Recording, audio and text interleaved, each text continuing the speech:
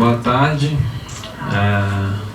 Clarete já apresentou bem, né? Sou Matheus, sou da região norte fluminense, assentado da Reforma Agrária, do Bispo Palmares, militante do MST.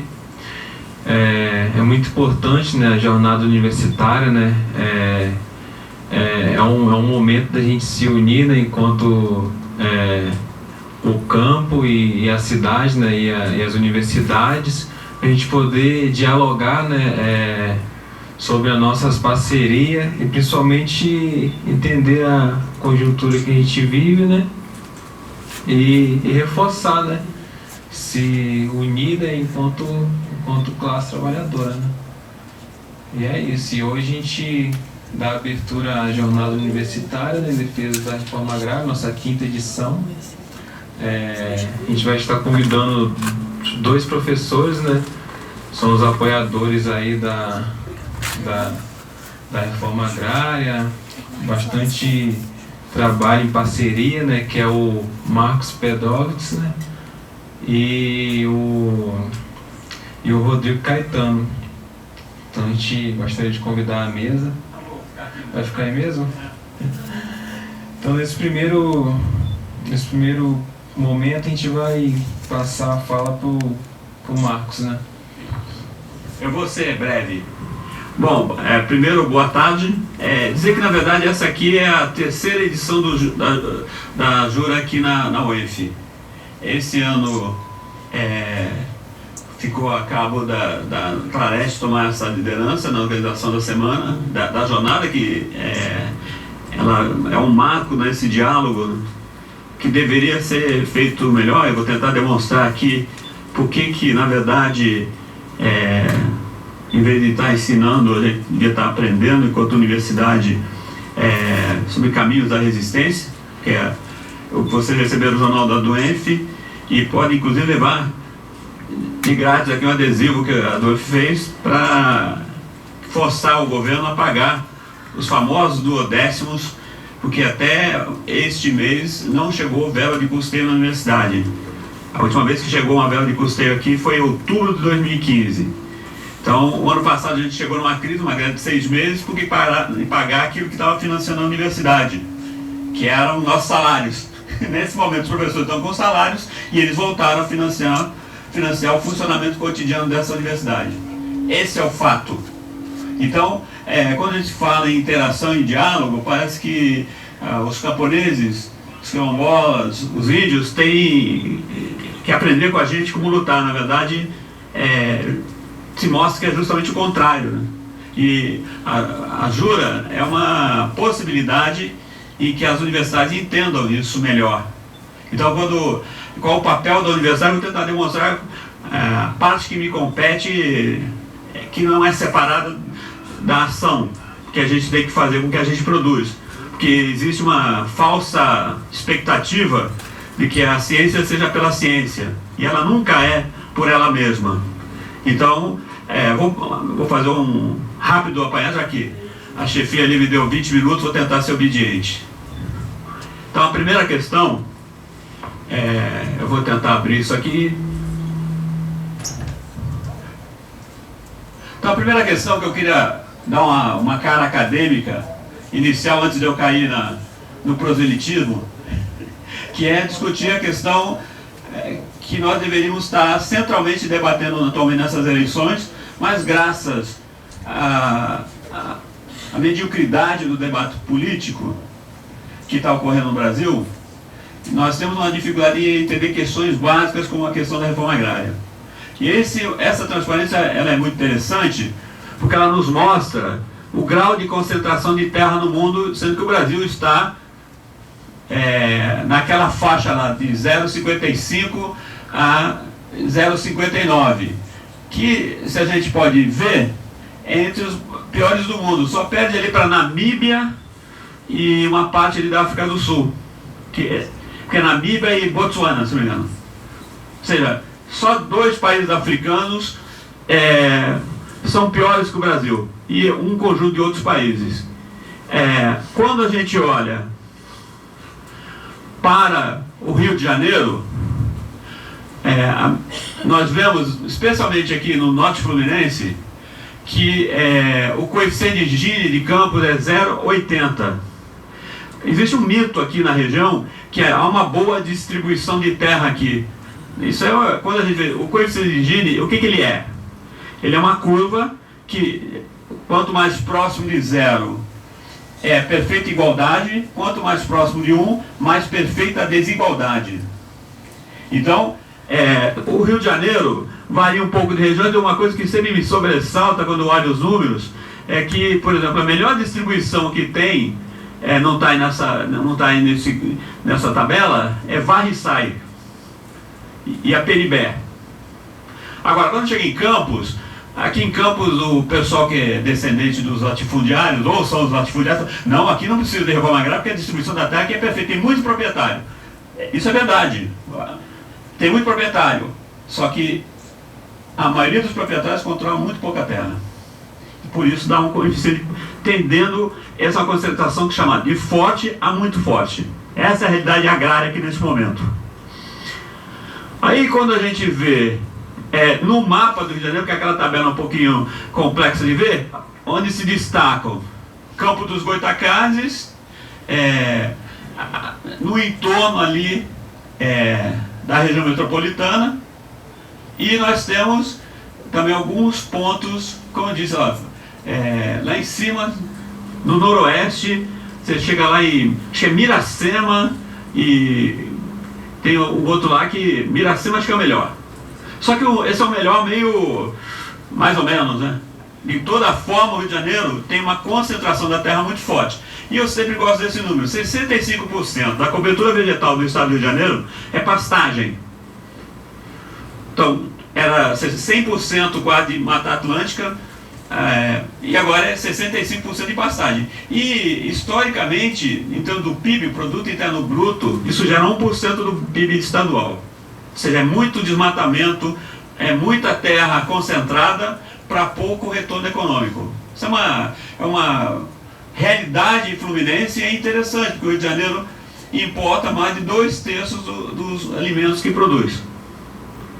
Ou seja, agora, com a greve dos caminhoneiros, se ela persistir mais alguns dias, nós vamos ter uma situação crítica dentro do Rio de Janeiro, porque só vai ter alguma alface, alguma coisa saindo de Friburgo, e outra parte exígua saindo de São José do Bar, e alguma comida de Campos dos Goitacazes. E daqui a pouco eu vou mostrar por quê. Porque eu quero apressar, mas alguns dias eu fui na Câmara, daí tinha lá o representante da Fijan lamentando que a cana, tem que voltar a cana porque é a crise. Eu falei, não, Campos é um celeiro agrícola, você está olhando para o passado, a cana não volta aqui. Você tem que apoiar são os assentamentos. Nós temos 11 assentamentos aqui. Aí que eu falei, não, ele educado, era uma audiência educada, mas ele me olhou lá com aquela cara, e todos os latifundiários estavam representados lá, porque era uma coisa que eles foram muito a contragosto na Câmara discutir reserva do patrimônio natural, que tem uma lei municipal. Daí eu sugeri, vocês têm que integrar os assentamentos. Eu quero falando de cana, quando a gente vê que o Cerrado, o Goiás, Mato Grosso, Acre, Rondônia, o sul do Amazonas, o sul está virando cana. A cana já mudou daqui, e esses caras não querem discutir reforma agrária porque nós sabemos que terra para especulação continua sendo muito boa para eles. Então, e aqui é muito interessante também, quanto mais azul escuro, mais os grandes proprietários concentram terra. Então o Campos tem essa grande quantidade de proprietários, mas a gente vê os caras que controlam maior parte da terra, caracteriza o município. Então, os assentamentos que existem aqui, eles são fruto de um combate muito forte, mas eles estão mexendo na estrutura fundiária. Essa não é a realidade. Aí, essa aqui é sempre uma imagem interessante, porque foi a crise do setor sucroalcooleiro que possibilitou a vida do MST aqui, no início de 97, a primeira ocupação no município de Campos, que teve o de Capelinha um pouco antes, mas o do município de Campos é da usina São João. E ela ocorre na falência do sistema sucroalcooleiro. E que se diga, ainda bem que esse sistema faliu, porque ele era baseado na escravidão humana. Tanto que até 2009, no ano 2009, Campos foi a capital mundial do trabalho escravo. Foi o município que mais se decretou escravo no Brasil, por causa da então usina Santa Cruz. Então é interessante, porque essa estrutura que eles têm saudade, felizmente não volta economicamente, não tem retorno, mas também socialmente, quem tem saudade do sistema de exploração da terra, da servidão, da degradação ambiental, é muito interessante esse debate, né? Mas que tem gente saudosa, tem. Aí, essa aqui se a Marina estivesse aqui, ela ia gostar, porque ela está ali. Eu acho que tem uma foto que o Cícero também está, acho que está ali no meio. Essa aqui é uma ocupação no ano de 2003. Não, 2003 não, porque, não, mentira, 2000. É onde deu origem, e tá vendo ali, muito interessante. Eu me defrontei com aquele batalhão brancalhão da PM, de batalhão de choque do coronel Mário Pinto, que muito nos encontrou por algum tempo. Deu origem ao assentamento Osiel Alves. Então eu achei, como eu comecei a virar e achei um monte de fotos históricas aqui. E esse é um bom momento interessante, né? Porque está o pessoal aqui se preparando para enfrentar o batalhão de choque. Mas aí, como o coronel Mário Pinto sempre arregava no final, não teve o enfrentamento. Ele era o homem do diálogo, mais ou menos. Então, uma outra... esse aqui é a situação mais heterodoxa que eu conheço, é o acampamento Madre Cristina. Ele já foi montado, remontado, o povo está lá... porque nunca se resolveu. Eu não sei se o Madre Cristina está em pé ainda, mas ele foi movido e modificado tantas vezes de lugar. Aí aqui para começar a falar do Zumbi um pouco, esse aqui é a Folha da Manhã no dia seguinte da decisão que você teria a demarcação das terras que foram desapropriadas oficialmente em novembro de 97, com uma visita ilustre aqui do atual ministro da Segurança Nacional, Raul Jungmann, que na época era o ministro da Desenvolvimento Agrário. Aqui nós temos, aí eu vou começar a falar um pouco, desde que eu cheguei na UENF, desde 98, eu, de algum modo, fiz o que eu me propus a vir fazer na UENF, pesquisa. Então esses mapas são os assentamentos que existem aqui no município. Aquele ali é um acampamento que não deu certo, dos muitos que não deram certo, na beira da lagoa de cima, mas ao longo do tempo, então, os assentamentos têm sido objeto ou palco de treinamento de alunos em diferentes níveis, de aulas de campo, que eu faço a minha aula clássica no Zumbi 1, vai fazer 20 anos, e ali foi um projeto muito interessante, que a gente envolveu num estudo que eu vou mostrar daqui a pouco, alunos da Faculdade de Medicina. Então foi um momento interessante, porque se tem uma coisa que os médicos não são ensinados, é entender o processo de contaminação por agrotóxico. Aliás, ninguém aqui dentro, nessa sala, entende, né? Então imagino que daqui a pouco vocês vão ver umas cenas aqui. Então a gente conseguiu que pelo menos esse grupo interagisse num projeto que era para a gente avaliar como os assentados estavam demonstrando sinais exteriores de contaminação. Lamentavelmente, para a pesquisa isso não deu muito certo, mas felizmente para os assentados foi bom, porque a gente identificou uma série de problemas, inclusive uma pessoa com câncer de pele. Então foi um momento interessante de treinamento e de retorno. Aqui são vários artigos que a gente publicou no tempo, e são muito mais. Eu só quero falar que a gente tentou, nesses anos todos, estudar, por exemplo, a permanência e desistência, por que as pessoas ficavam ou saíam dos assentamentos, a questão dos agrotóxicos, o problema da limitação da reforma agrária e como ela foi implementada aqui, a questão do PAA, que foi uma das últimas coisas que eu orientei aqui sobre o programa de aquisição de alimentos, por que o município de Campos nunca teve o PAA, e não é um município que sequer tem estruturas para a aquisição da alimentação escolar, e hoje a gente já sabe que eles estão comprando comida que sai contrabandeada, até dos assentamentos, via atravessadores, vai para Iconha, Alfredo Chaves, daí são requentados como produção agrícola capixaba e voltam para cá, para a Prefeitura de Campos comprar. É muito interessante isso, é um fenômeno ainda não muito bem estudado, mas já detectado, né? Um trabalho muito interessante que a gente fez aqui foi as redes de sociabilidade dentro e fora do assentamento, porque a gente conseguiu detectar que os assentamentos geravam comida para dentro, para a sociedade em geral e para as famílias estendidas que moravam nas periferias. Isso é uma demonstração que a reforma agrária ela capilariza para o conjunto da sociedade. Ela não é uma coisa que é só econômica, ela tem uma função social de troca de comida. Imagina nesse momento, por exemplo, de extrema crise social e econômica, o papel que os assentamentos estão cumprindo para alimentar as famílias das pessoas que ficaram na cidade. E esse estudo mostrou mais ou menos como era feita essa troca de comida, né?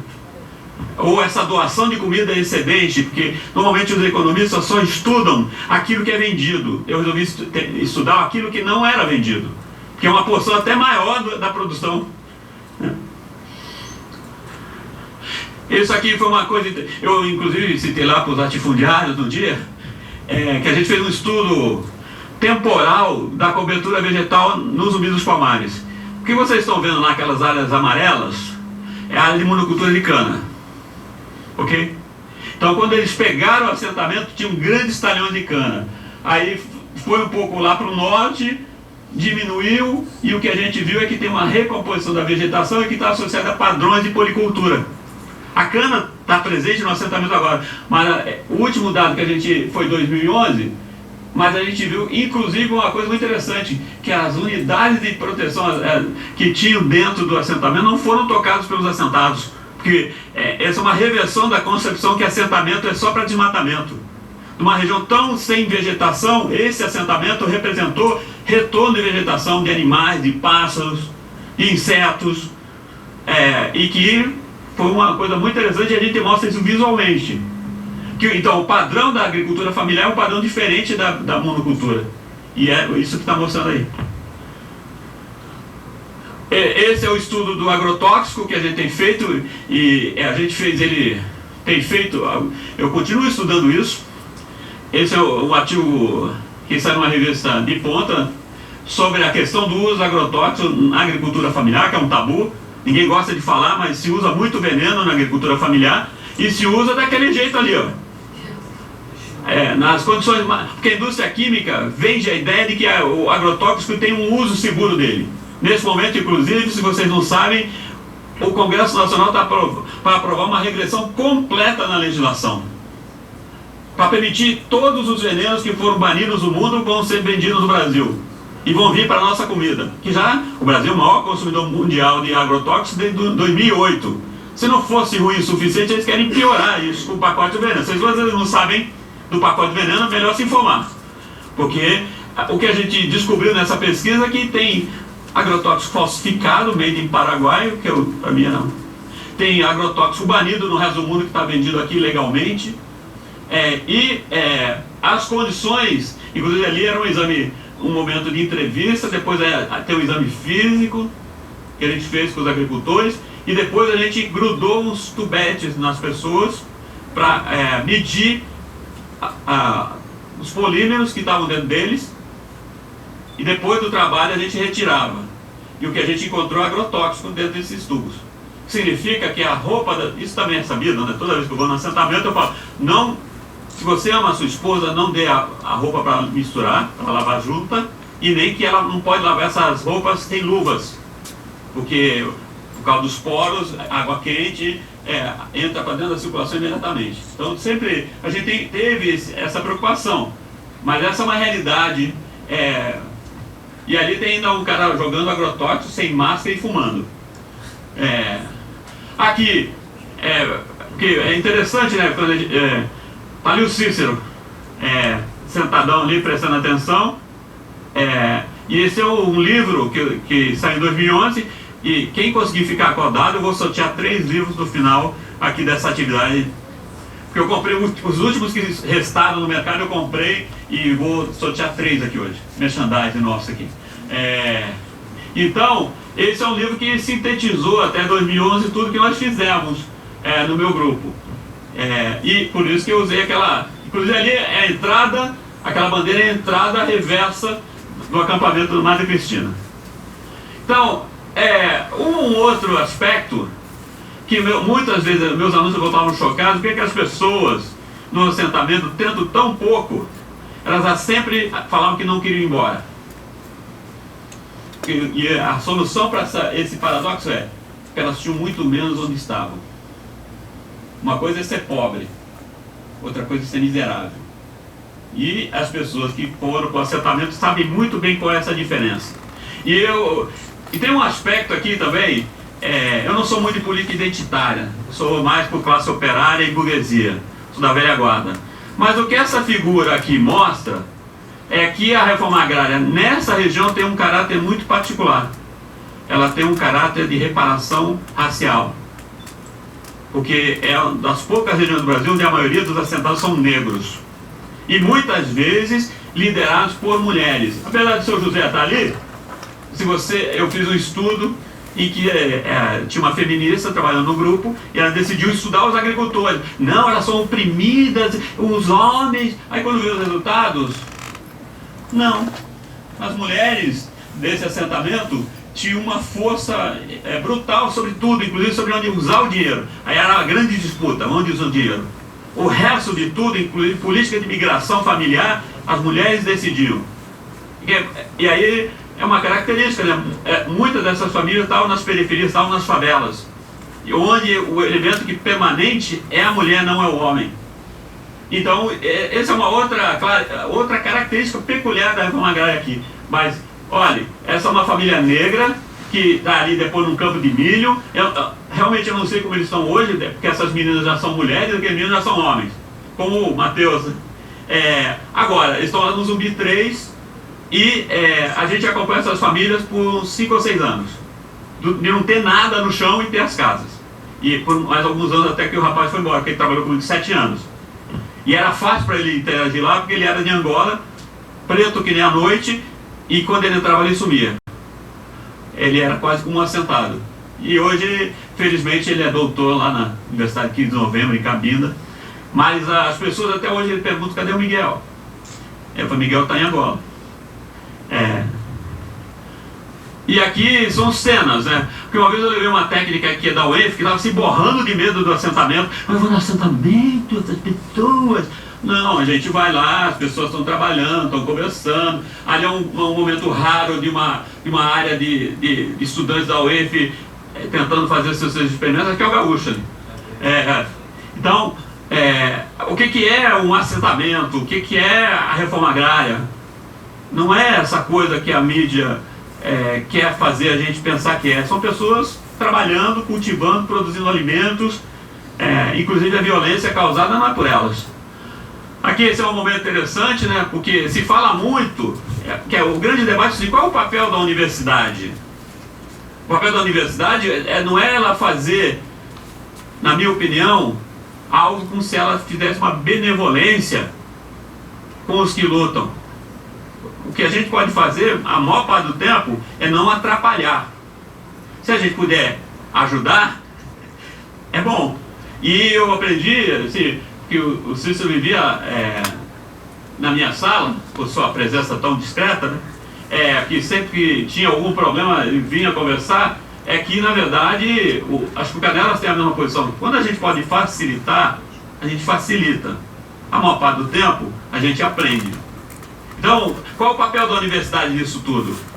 Ela ter espaços como esse para debater, ela fazer pesquisa que desarmem certos mitos e ela ser parceira naquilo que pode ser, porque na verdade, para demonstrar isso aqui no 15 anos, né? Está cheio de mesas com comida.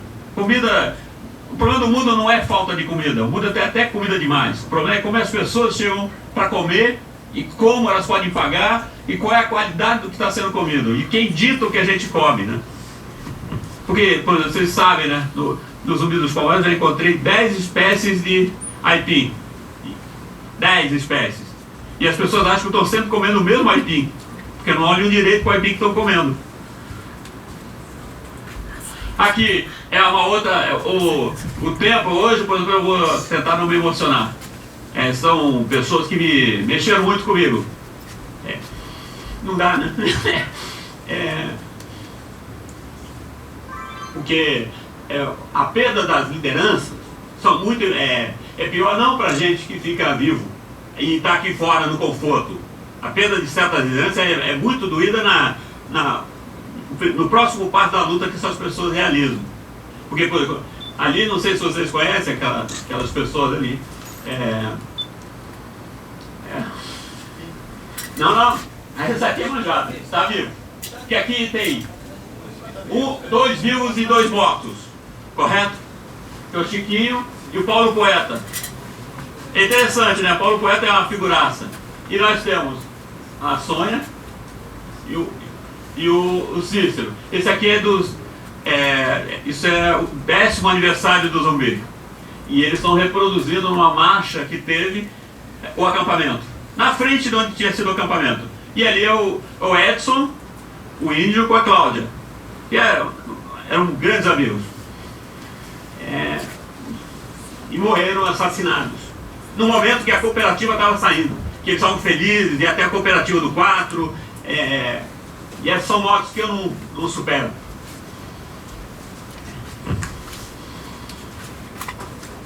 Isso aqui é interessante, a Marcha das Mulheres 2010, passou lá na frente de casa, eu aproveitei. Tem até um filminho, mas como eu sabia que o laptop não ia tocar, que é o momento, né, as místicas andando, as pessoas mostrando força, e aqui em Campos deve ser muito curioso, né, como as pessoas reagem.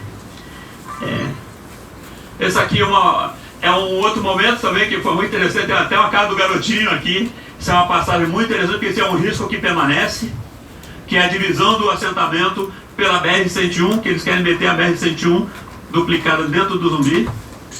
E aqui foi interessante, porque eu fui com esse livro e o dirigente do INCRA estava tentando convencer eles a aceitarem a estrada. Eu fui lá para ver, né? Aí eu vi aquela maluquice toda e fiz uma fala lá e o pessoal enlouqueceu e votaram contra a estrada. Aí o cara do INCRA foi embora.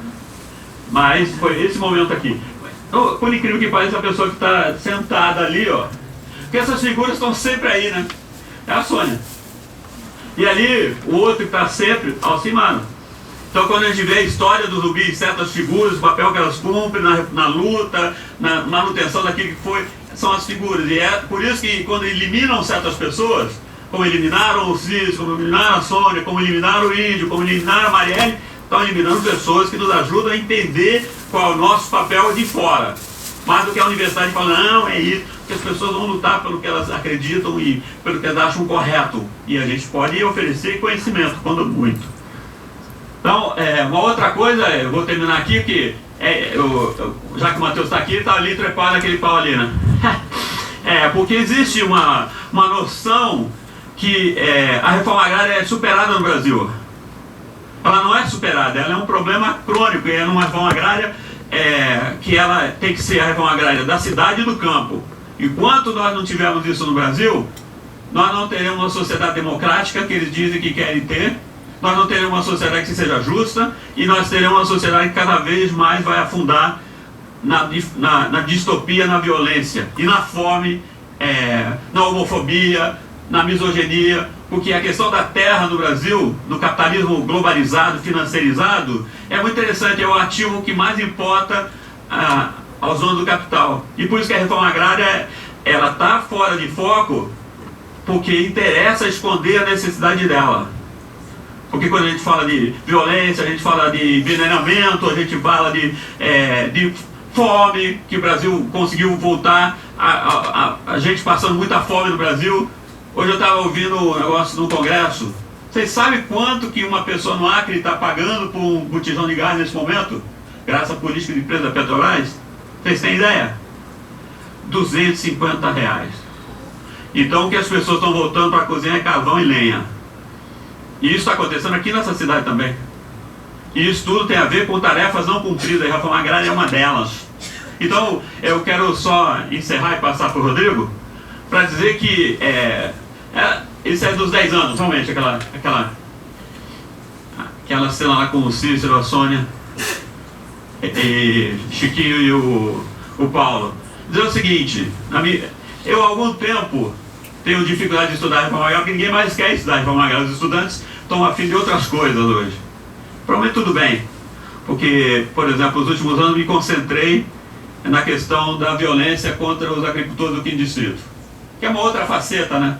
Que essa região, além de não ter uma reforma agrária, ela tem uma reforma agrária reversa, que é a maior tomada de terras feita no Brasil da agricultura familiar para entregar para um latifúndio improdutivo que hoje é controlado por um fundo privado internacional, que essas terras foram entregues por Arque Batista, que recebia por doação do Sérgio Cabral.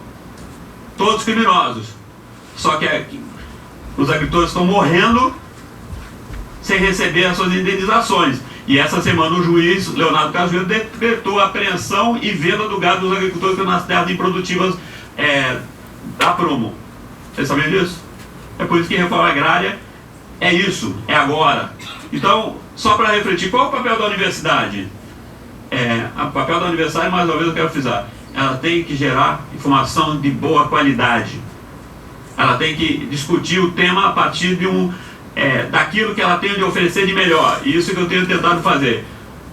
E as pessoas não podem ser... O agricultor, o quilombola, o índio, eles não são nada diferente do que a gente, do ponto de vista das necessidades e justiça social. Então eu não me sinto nesses anos todos melhor do que ninguém, nunca me senti. Eu sempre tentei fazer o melhor. Então a universidade, só para terminar, essa universidade que tem uma dívida com a reforma agrária. Como a cidade de Campos tem uma dívida com a reforma agrária. Nesse momento, por exemplo, eu tive uma discussão esses dias, querem fechar todas as escolas rurais da cidade, do município, porque as crianças querem ver as luzes da cidade. Que luzes da cidade a cidade de Campos tem para oferecer para quem mora no campo hoje? Vamos? Anda pelos sinais, pelos faróis, pelas ruas emburacadas em matagais, essas luzes que as pessoas querem ir. Vai lá no assentamento e me pergunta, tu quer sair daqui para ir lá morar na favela de novo? Então, é só realmente eu dizer que a UENF tem feito muito pouco. Por mais que indivíduos façam, como instituição, sequer o nosso bandejão compra a comida da reforma agrária. Nenhum esforço foi feito para isso. Deveria ter sido feito, porque é uma obrigação nossa apoiar concretamente. Ok? Então, passar por Rodrigo. Obrigado.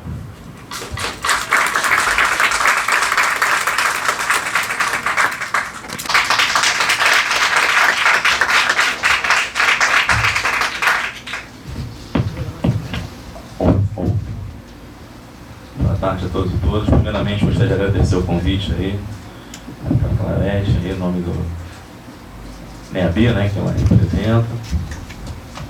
Agradecer aí ao Matheus, né, pela mediação e parabenizar o Pedro, que foi a fala mais bacana que eu ouvi dele desde que eu cheguei aqui. Não só pelo conteúdo que já é esperado, né, conteúdo até por conta do tempo que ele, né, batalha aí, não é isso? Mas também pela questão da emoção. Então acho que acabou me tocando também, né? Dei uma segurada ali. Mas minha proposta para hoje, se não me engano, o tema é só a luta muda a vida, né? O que a universidade tem a ver com isso. Resolvi chamar a minha fala de reforma agrária e luta universitária.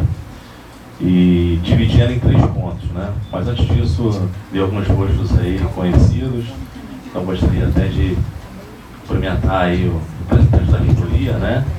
O nosso prefeito Rogério, os alunos de graduação, de pós-graduação, colegas de longa data da UF, né?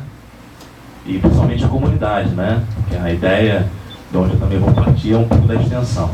Então eu dividi para falar um pouquinho da questão da reforma agrária.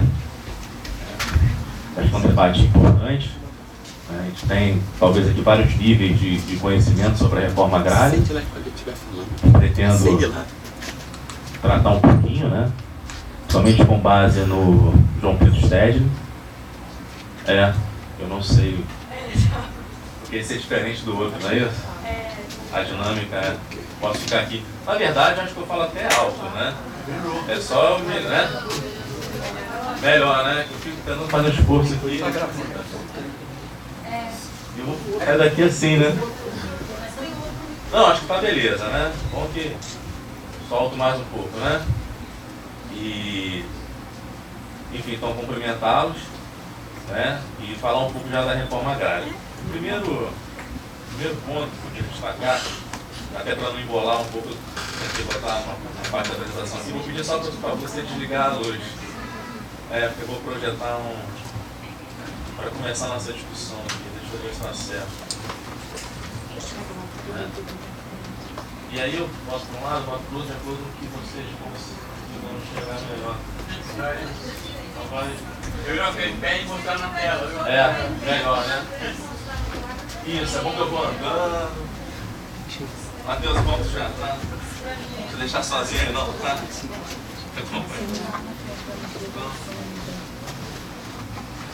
bom? Mas tanto problema que a gente já teve com o dia de apresentação. É porque na verdade eu tô com uma luz forte aqui. Tem que apagar aqui, Qualquer coisa eu projeto aqui para quem está mais próximo, projeto ali.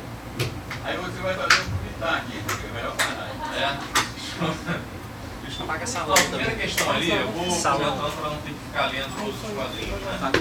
É um quadrinho de descoberto, uma questão de comunicação, né? É um diálogo que ele está tendo sobre o que é a reforma agrária. Aí o camaradinha está falando, né? Deixa eu ver se eu consigo.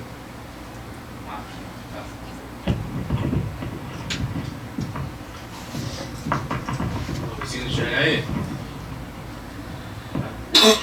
Acho que dá para me ouvir, né? Falando da questão de terra que está faltando, né? E aí no final das contas ali, o camarada tá perguntando, né? Como é que é? Tem terra aí? Como é que é? Oi? Ah, tá. E aí tem uma questão ali, pode parecer uma certa inocência, uma questão que a gente tem que quebrar um certo paradigma, né? Da ideia do caipira, estão me ouvindo agora? De que a terra para ele ali é questão da terra, né? Proveniente do solo, né? Já a outra figura ali, né? Está perguntando quantas cabeças de gado ele tem, né? Que ele tem 800 cabeças. Aí pergunta, e o seu, né? Deve ser o seu pai, eu não estou enxergando direito daqui. Aí ele fala, só tem uma, mas está inteirinha, né? Então não só, né? Acho que deu para entender uma certa ironia. Mas independente disso, eu acho que é uma questão de atitude, que está no próximo slide, se eu consigo abrir aqui. Marcos, é melhor mesmo o PowerPoint. Demora um pouco mais, mas fica bem melhor. E essa questão de atitude é justamente um episódio ali do quadrinho do Maurício de Souza, né, assim como o primeiro da Turma da Mônica, né, em que ele está questionando a Dilma, né, para falar do novo Código Florestal. Então o que eu quero dizer com isso, lembrando um pouco, né, do professor Carlos Walter Porto Gonçalves, que foi professor também dessas duas figuras aí importantes, né, na minha trajetória lá na UF, né, companheiro lá da UF. Que tem gente que fala, né, nós vai, mas sabe onde quer chegar. Então acho que é um dos primeiros pontos que a universidade tem que atentar, observar, né, esse diálogo mais horizontal com as comunidades. Tá? Vou voltar lá? Vamos lá, Matheus. Desculpa aí, mas depois eu posso mostrar para vocês com mais clareza o carro dos quadrinhos. Me perdoe.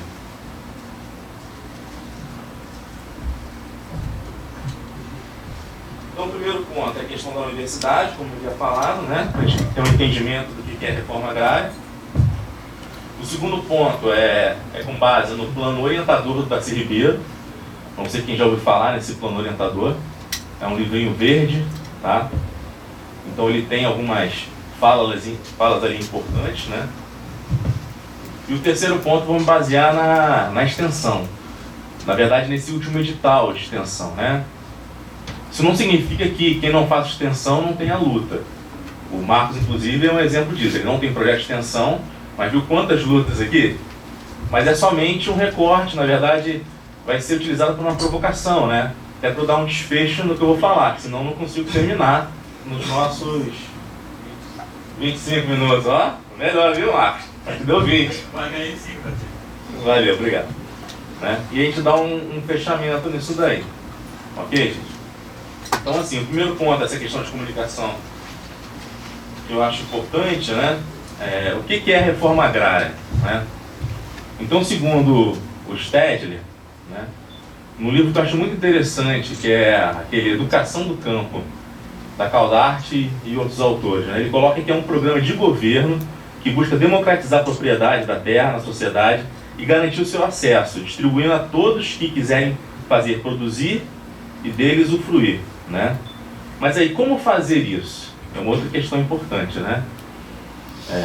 Tem duas maneiras de fazer, segundo o próprio Stedley e muitas outras literaturas, né?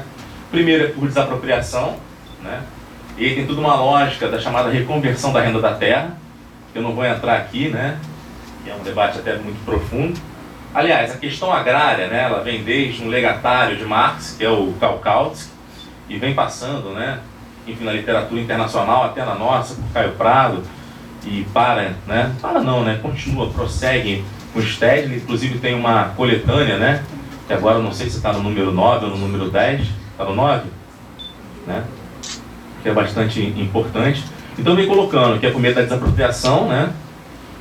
E aí tem uma discussão, como eu falei, da questão da renda da terra, ok? E da expropriação. Então são as duas formas de realizar isso, né? Da apropriação por meio, né, da ideia do Estado do latifúndio produtivo. E a expropriação tem a ver com o confisco, né, dada a ilegalidade do seu uso da terra, ok? E aí, visando o quê? Visando essa distribuição, tá?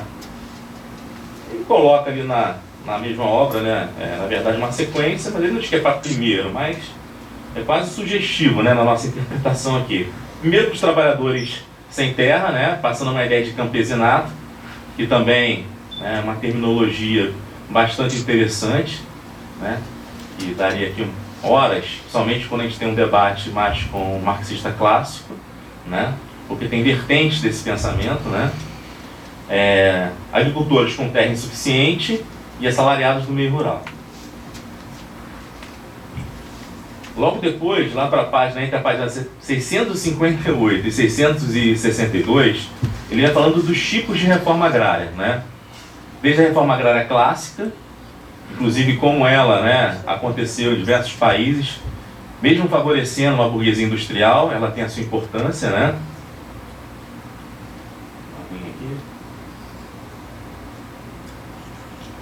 Que favoreceria a questão dos insumos, né? E para quem estudou um pouco daquela questão da oferta e procura, da Adam Smith, entre outros intelectuais, também faz com que os salários, né, no meio urbano se mantenham, enfim, favoráveis à maximização dos lucros, né?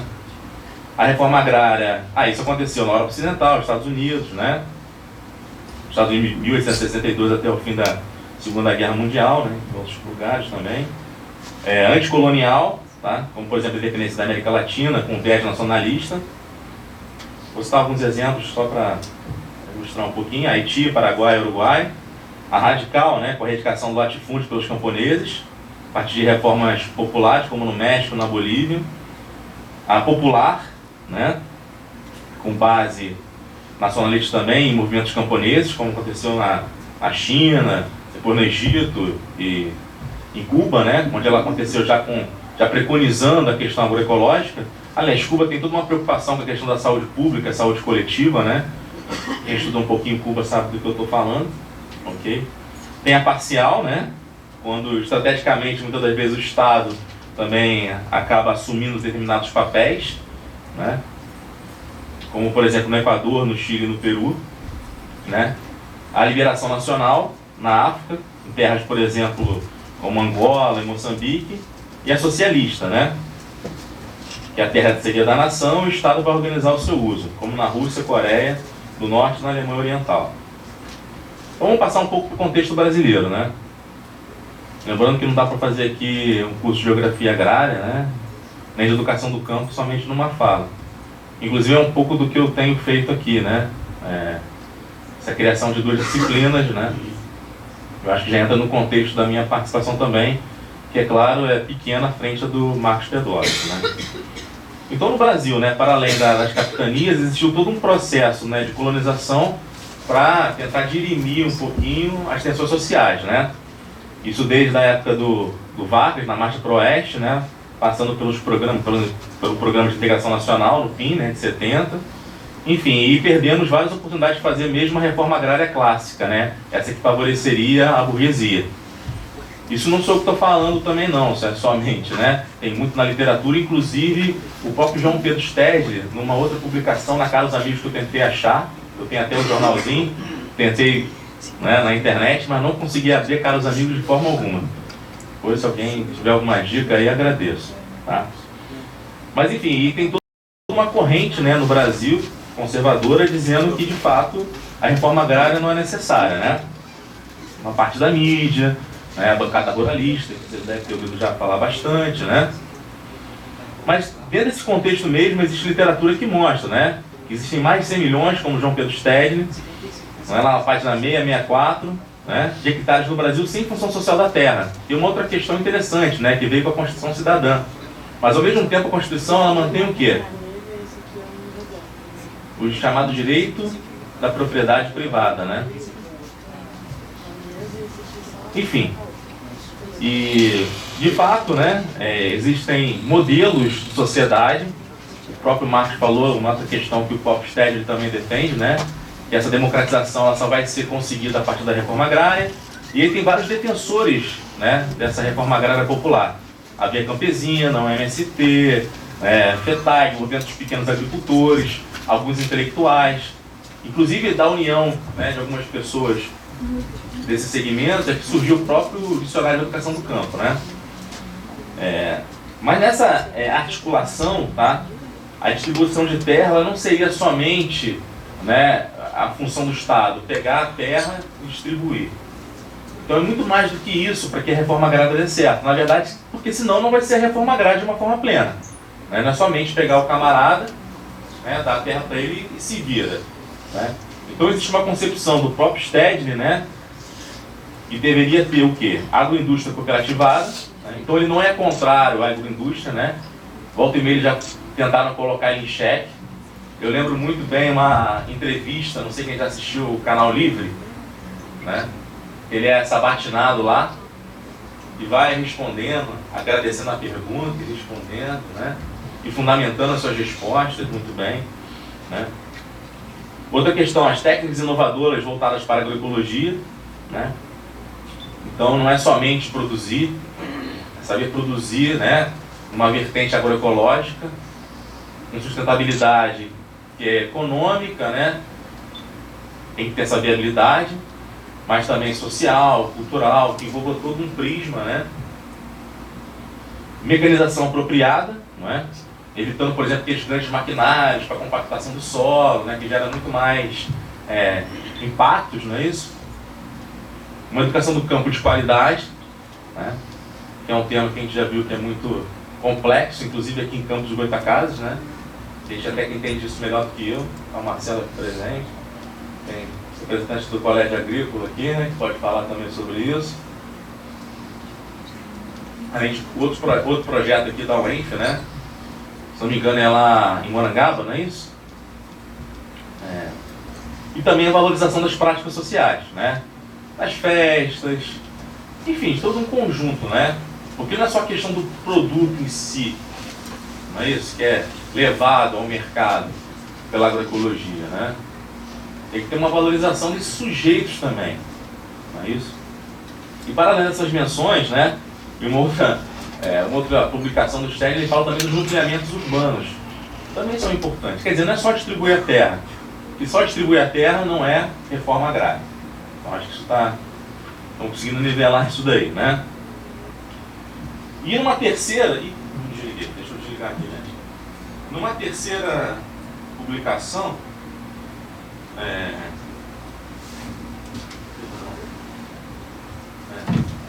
estou aprendendo a mexer.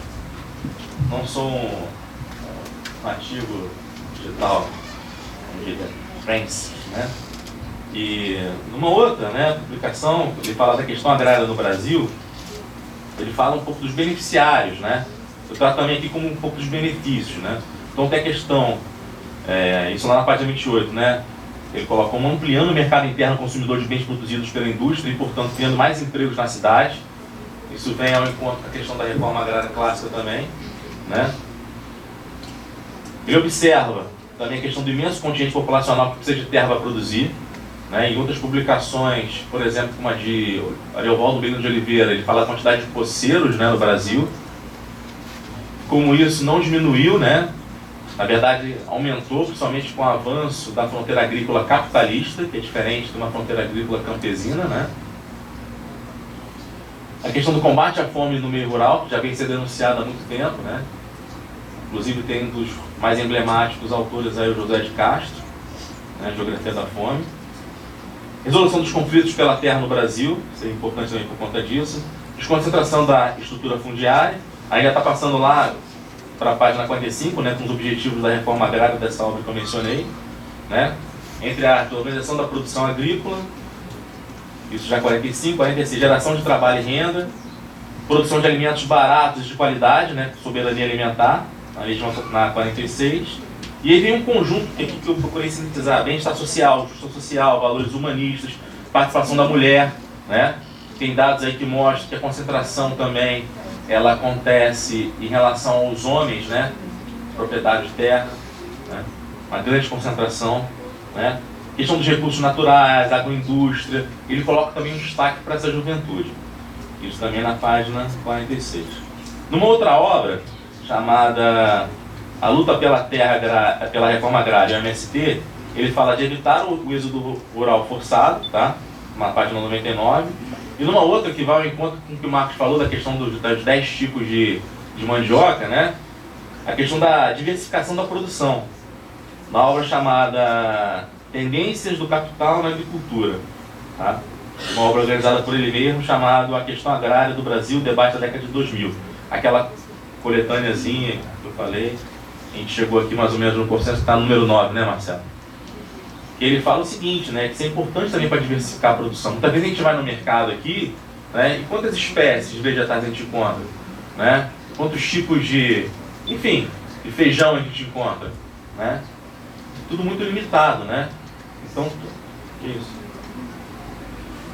Ainda estou no primeiro, calma aí. Deixa eu pular logo isso, né? Então vamos passar logo para o segundo ponto, né? E aí eu acho também interessante abrir para a discussão. Mas acho que vocês já depararam com o que eu estou falando, né? Muitas das vezes, quando tem algo diferente, fica até difícil para a pessoa do caixa ali reconhecer, né? Já passaram por isso? O que é isso aqui? Aí pega aquela tabela, né? Mas um pouco das ações da UENF, então, no Norte Fluminense, para a gente já partir um pouco para o Darcy, né? E me perdoem se eu esqueci de alguma coisa, somente um quadro mais geral, né? O primeiro ponto eu botei o Desconstruindo o Latifúndio, Pedófilo e outros, né? Com a participação de alguns pesquisadores aqui da universidade. O projeto, né? Est-Pest da FAPESP, que eu não sei onde eu botei. Ah, tá aqui. Não sei, tá aqui embaixo, né? E, na verdade, isso tudo acaba sendo um pouco ou muito da iniciativa do pesquisador, do professor, né? Um projeto FAPESP, que eu consegui elaborar esse material, ok? Outra iniciativa importante foi o ProJovem Campo Saberes da Terra, no qual a UENF ela foi instituição formadora dos educadores, né, da CEDUC. Enfim, dentre outros projetos, né, tem a questão de Morangaba, tem a feirinha nas terças, né. Inclusive sobre isso eu tirei até uma foto de como era a feira. Tá até o David e a Adma, né. E ontem eu tirei uma foto também da feira. Tem uma diferença, né? Vou mostrar para vocês porque meu projetor aqui foi meio fiasco, né? Enfim, mas bem diferente, como a feira era bastante diversificada, tinha várias famílias, né? Enfim, ocorreu um problema de transporte e infelizmente a gente só tem uma família hoje, né, participando da feira, tá? Para disciplinas de graduação, orientações, né, congressos, publicações, o Marcos aqui me deu um banho nas publicações, né, referentes a essa luta, tá? Feiras e redes de comercialização, a ideia do comércio justo, né, comércio direto, economia solidária, né? Tem o pessoal do ITEP, está presente aí, não está? Pelo menos estava presente. Então, muita coisa. Aqui um pouco da feira antes e depois, quem quiser, tiver interessado. E aí, assim, eu refleti, né? Vou fazer... pensando na apresentação, de mostrar essa questão da luta da universidade, como o Darcy Ribeiro, né, ele pensou essa relação da universidade com o seu entorno, né, no projeto de civilização, né. Então, logo no preâmbulo, ele fala o seguinte, desculpa aqui, mas eu vou ler para a gente ter a ideia do conhecimento, né. Eu acho que é importante também a leitura direta para não ter essa coisa de parafrasear Darcy, melhor ler uma certa até reverência da minha parte, tá, gente? Então, criar uma universidade, abre aspas, o que envolve, né, uma avaliação das tendências presentes de desenvolvimento da civilização. Eu acho que é uma questão também epistemológica, né? O que essa sociedade está precisando? Será que eu estou pesquisando para quê? Né? Minha pesquisa ela tem se desdobrado numa extensão que será que está realimentando a minha pesquisa? Uma questão que eu me pergunto, né? Logo na introdução, na página 7, na introdução ele fala o seguinte: um traço distintivo dessa civilização é, entretanto, definível. É o de que seu humanismo não será apenas o cultivo das letras e da filosofia clássica. Será, isto sim, o novo humanismo fundado nas ciências básicas, nas tecnologias dela recorrentes e em novas questões sobre a vida e sobre o homem que elas estão suscitando. Página 12. Vem logo lá pela página 16. A universidade e a região.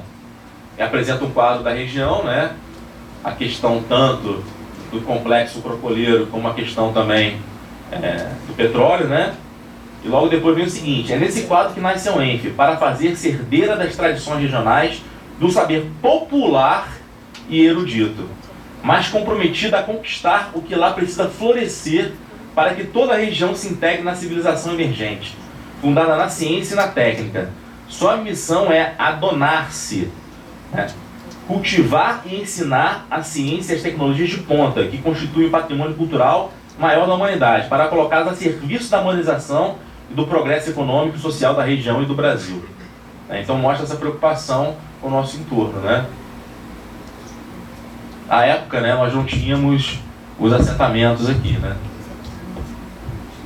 Acresce ainda, página 17, que a comunidade acadêmica de professores e alunos, integrada nas cidades da região, será mais urgida a tomar conhecimento de seus problemas e da necessidade de capacitar-se para desdobrar seus préstimos, pela exploração exaustiva de todas as possibilidades que tenha de atendimento aos reclamos sociais, econômicos e culturais daquelas comunidades. Olha que coisa importante, né? Vem a parte dos compromissos essenciais, mas eu vou deixar, né, para quem quiser tomar conhecimento a posteriori, para fazer o máximo para respeitar o tempo e tentar fechar aqui, né? Então vamos para a terceira parte. Eu falei da questão da extensão, né? Olha eu errando de novo aqui com o microfone. Só para fechar, só permite? Então, eu procurei fazer um quadrinho aqui, como o edital, né? Ele prevê, tem a parte do CVB, CCH, CCT e CCTA.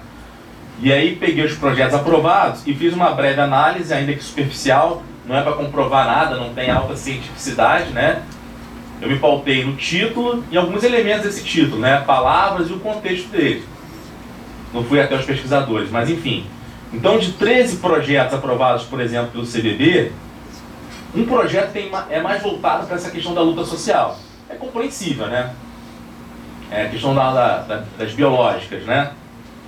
E depois eu pensei o seguinte, quantos desses, né, no caso é só um, tem a ver com a questão agrária? Educação do campo, agroecologia, né, transformação das comunidades, enfim. E aí, infelizmente, né, isso salvo o melhor juízo, tá, gente? No CCH, de 33, né, 10, eu percebi essa questão mais combativa, essa luta social, ok? Direta, tá, gente? E aí um projeto voltado para a questão agrária. No CCT, dos 20, 5 tem uma perspectiva de luta social maior, né, com base na percepção do título, aqueles elementos que eu falei, como critério, né? E um pode ter a ver, sim, com a questão agrária, né, com a questão de comunidade. Aí no CCTA, que é o das agrárias aqui, né, não sei quem conhece, inclusive um dia desses eu fui com meus alunos lá para aquela área do curral, né, o pessoal, fiz lá uma conversa com eles, vocês conhecem a UENF como um todo? A gente partiu no trecho para lá, enfim, conseguimos conversar com as pessoas, né, conhecer como acontece o uso do espaço, como ele é ordenado lá, que é uma outra lógica, né, diferente aqui das humanas. Acho que foi bem interessante, principalmente para mim. E aí, gente, eu percebi o seguinte, eu inverti a lógica que eu vou apresentar para vocês, né? desses 52 projetos, eu percebi que tem 16 voltados para a questão agrária. Aí eu me pergunto, será que esses 16, né, tem a ver com a luta social? Então eu não me aventurei, né, a fazer uma análise mais aprofundada, porque já falando que é superficial, eu tenho que conhecer melhor. Mas é uma indagação que eu tenho, né, algo que me provoca conhecer cada vez mais e me integrar mais aqui dentro da UENF, né, que eu acho que é importante. A ideia da extensão, né, é que a gente consiga aprofundar as nossas atividades, o conhecimento, né, enfim, nas comunidades. Mas também é importante fazer o exercício, que muitas vezes é interdisciplinar, e é difícil fazer interdisciplinaridade, na própria UENF. Conhecer o que o outro está fazendo. E é por aí que eu vou procurar fechar, tá? Isso eu peguei na página da UENF, tá? Esses dados aí. Vai ter o nome aqui dos projetos, né? Enfim, e aí concluindo, né? O que eu pensei sobre essa questão, né? Porque de fato as pessoas acabam fazendo. A universidade, ela proporciona isso aos pesquisadores, né? Ela dá uma certa não, dá uma autonomia, ok? Para a gente fazer isso. Inclusive dentro daqueles compromissos essenciais do Darcy, ele trata de uma questão dessa, né? Ele fala da liberdade docente, naquele trecho que eu acabei suprimindo aqui da fala, acho que eu percebi que é importante, né? Ele fala o seguinte, ó, outro compromisso inerradável da UENF é com a liberdade docente, expressa em termos da independência dos professores e dos pesquisadores, né? E por aí vai. E depois fala o seguinte, né? Nela, ninguém jamais será premiado nem punido em razão de sua ideologia.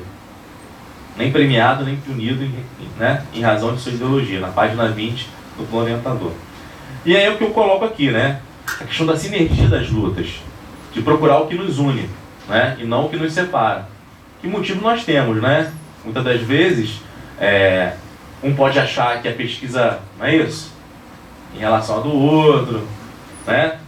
E aí somar força estrategicamente para ampliar os esforços, direcionar os pontos do território e obter melhores resultados. Eu acho que é uma questão, né, importante. Projeto junto, inclusive nesse projeto da revista, o Marcos entrou como parceiro. Cadê a revista, Marcos? Ela já está circulando? Obrigado. Mas o Marcos está como parceiro, assim, com a professora Eliana, né? Conversei bastante com o professor Silvério, o reitor na época, com o professor Manuel Vasques, que trabalha com agricultura, né? A gente vai buscando, a gente tem que reconhecer as nossas limitações e buscando no outro, né, pontos de apoio, de conhecimento. A gente aprende uns com os outros. E principalmente também com a comunidade, né? Acho que é importante ter essa leitura, né? E aí, que é fundamental, reafirmar o compromisso com as comunidades. A questão da confiança, que é muito importante, né? Porque uma vez conquistada a confiança, nós conseguimos entrar. Mas agora, né, uma vez perdida a confiança, e acho que a devolutiva é importantíssima para as comunidades do que a gente faz aqui. Então, quando começa um projeto de extensão, eu vou na comunidade, explico, vou na escola, né? E quando está acabando também é importante, né, prestar, né, digamos, contas do que nós fizemos. Não é verdade? E aí, é importante então enfatizar essa presença, de modo que não só, né, nós estejamos co-presentes ali, mas também que as comunidades cresçam na gente, nos sensibilizem, nos emocionem, né? E aí, eu até fiz uma anotação aqui para encerrar, né, as chamadas horizontalidades, lembrando o acontecer solidário do Milton Santos, né, do professor Milton Santos, para a criação dos novos horizontes. Acho que é isso que a gente precisa. E agradeço a vocês. Muito obrigado.